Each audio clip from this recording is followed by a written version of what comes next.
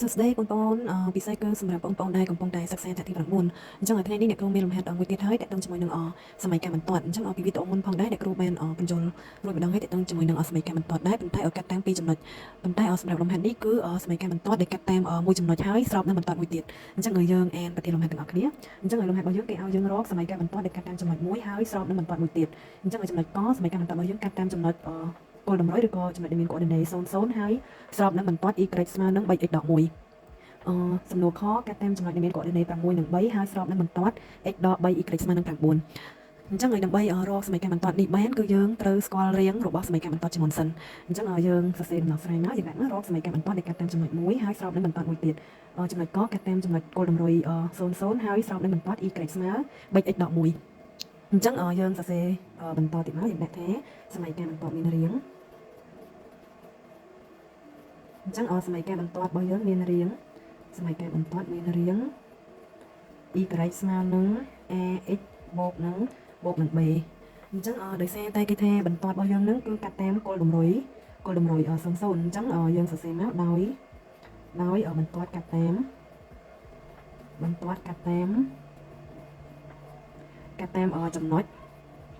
ចំណុចដែលមាន coordinate 00អញ្ចឹងនោះ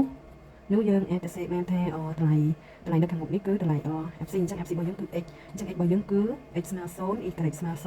អញ្ចឹងឲ្យយើងយក x ស្មើ0និង y ស្មើ0នឹងចំនួននៅក្នុងរាងរបស់សម័យកាលបន្ទាត់របស់យើងអញ្ចឹងឲ្យយើងដាក់មកយើងបាន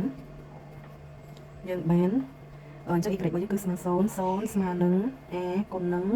របស់យើងគឺស្មើ0ដែរបូកជាមួយនឹង b អញ្ចឹងឲ្យយើងទាញរក b អញ្ចឹងនាំឲ្យ b ស្មើនឹងកន្លែងនេះរបស់យើងគឺស្មើ0ហើយស្មើ a គុណនឹង0អញ្ចឹងមួយចំនួនគុណនឹង0គឺស្មើ0អញ្ចឹងបូកនឹង b អញ្ចឹងឲ្យយើងទាញបាននាំឲ្យ b ស្មើនឹង0អញ្ចឹងតម្លៃ b គឺយើងរកឃើញហើយគឺតម្លៃ b ស្មើនឹង0អញ្ចឹងអ្វីដែលយើងអត់ទាន់ដឹងគឺតម្លៃ a ប៉ុន្តែសម្រាប់កន្លឹះរបស់គេប្រាប់យើងថាសម័យកាលបន្ទាត់របស់យើងនឹងកាត់តាមចំណុចមួយតាមគោលតម្រុយនឹងហើយស្របនឹងបន្ទាត់ y ស្មើនឹង 3x ដក1អញ្ចឹងគឺយើងត្រូវដឹងលក្ខណៈរបស់បន្ទាត់2ស្របគ្នាដែរអញ្ចឹងមេរៀនរបស់យើងបន្ទាត់2ស្របគ្នាលុះត្រាតែមេគុណប្រាប់ទិសរបស់សម័យកាលបន្ទាត់នឹងគឺស្មើគ្នាអញ្ចឹងមេគុណប្រាប់ទិសរបស់យើងនៅកន្លែងណាអញ្ចឹងដោយសារបន្ទាត់នេះគឺចូលរៀនរបស់សម័យកាលបន្ទាត់ហើយអញ្ចឹងរៀនរបស់យើង y ស្មើនឹង ax បូកនឹង b អញ្ចឹងមេគុណប្រាប់ទិសរបស់សម័យកាលបន្ទាត់គឺស្មើមែនអញ្ចឹងនាំឲ្យ a ស្មើនឹង3អញ្ចឹងឲ្យយើងសរសេរមកដោយបន្ទាត់យើងដាក់ដោយសម័យកាលបន្ទាត់សិនដោយសម័យកាលបន្ទាត់ស្របនឹងបន្ទាត់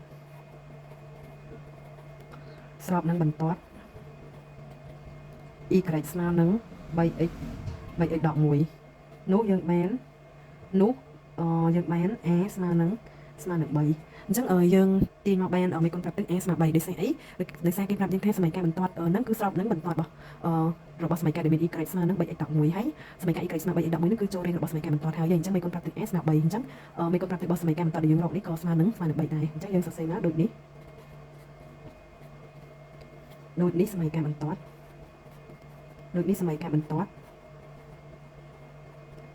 របស់យើងគឺ y ស្មើនឹង a របស់យើង3គុណនឹង x បូកនឹងដោយសារតែតម្លៃ b របស់យើងគឺស្មើ0អញ្ចឹងយើងអត់ចាំបាច់ដាក់បូកស្មើ0ក៏បានដែរអញ្ចឹងសម័យកាលបន្ទាត់របស់យើង y ស្មើនឹង 3x អញ្ចឹងសម្រាប់លំហាត់ខចាំបងប្អូនយកទៅរៀនធ្វើខ្លួនឯងទៅសម្រាប់លំហាត់ខក៏ណាអ្នកគូប្រាប់លើកន្លែងនេះបន្តិចអញ្ចឹងលំហាត់ខគឺយើងគឺស្តៀងគ្នាទេដោយសារអីសម័យកាលបន្ទាត់នេះគឺកាត់តាមចំណុចដែលមាន coordinate 6និង3អញ្ចឹងឲ្យអូនយកចំណុចនៅក្នុងសម័យកាលបន្ទាត់នេះដូចគ្នាមកដើម្បីរកតម្លៃ b ពេលដែលយើងរក b រួចហើយគឺយើងរកមេគុណប្រាប់ទិសអញ្ចឹងមេគុណប្រាប់ទិសដោយសារតែសម័យកាលបន្ទាត់របស់យើងគឺស្របនឹងបន្ទាត់នេះ x ដក 3y ស្មើនឹង9ប៉ុន្តែដោយសារតែ x ដក 3y ស្មើនឹង9ហ្នឹងគឺអត់ទាន់ចូលរៀនរបស់សម័យកាលបន្ទាត់ទេអញ្ចឹងឲ្យអូនត្រូវទាញឲ្យចូលរៀន y ស្មើនឹង ax បូក b សិនអញ្ចឹងកន្លែងនេះអ្នកគូទាញមើលអញ្ចឹង x ដក 3y ស្មើនឹង9អញ្ចឹងឲ្យបងអូនអាចបោះដាក់ដក 3y ទៅខាងអង្គទី2មកឬក៏សេ 3y មុនមកអញ្ចឹងនេះដាក់នេះមុនក៏បានដែរអញ្ចឹងដក 3y ស្មើនឹង9យើងលើក x ពីអង្គទី1ទៅអង្គទី2អញ្ចឹងយើងដូរសញ្ញាអញ្ចឹងដក x នាំឲ្យy របស់យើងស្មើនេះអ្នកគូសំសេចក្រោមចុះអញ្ចឹងស្មើយើងស្មើ9ដក x ចែកនឹងដក3អញ្ចឹងទៅសេអត់គ្រាន់ទេអញ្ចឹងឲ្យទៅសេអ្នកគូសំសេមកគេនេះចុះអញ្ចឹង y ស្មើនឹង9ដក x លើដក3អញ្ចឹងបងអូនដាក់ដែលមានអត្ថនេះនៅខាងមុខអញ្ចឹងដក x លើដក3